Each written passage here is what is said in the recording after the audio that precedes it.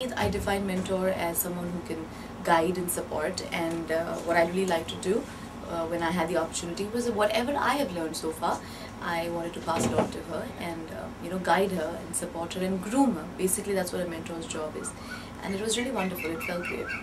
Ashley wasn't a non-dancer. She has been she has been performing and she knows how to dance really well. Maybe not a classically trained dancer. That way, if you say yes, then maybe that way she's not a trained dancer.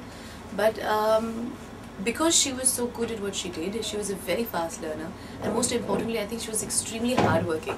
So if she didn't get something right, she would keep on going at it, and I was there to give her all the pointers that I could.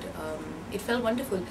What was one thing which I really specified on when I was training her was expressions, which I think she wasn't very in tune with, and that's something which I think I kind of have a little upper hand in. I know that I'm pretty alright with that, so that I tried to pass that on to her. So that's one thing that I remember specifying when it came to training. It really wasn't that much of a stress level because we didn't really last that long in the show, so that the stress really builds up.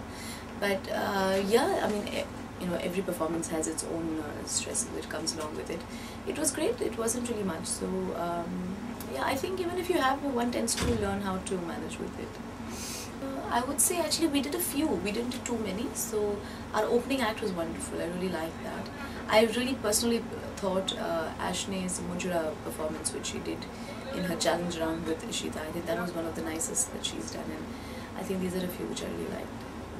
My first episode, my first big performance, and Sambhavna was doing this whole ghost act. She had done this Bhoot Hoomik performance, and she was dressed like a ghost. And for some reason, I didn't know she was dressed like that, and she suddenly came and she scared me, and that fear just got into me. And I remember before my performance also, she would come and scare me, and I was actually psyched.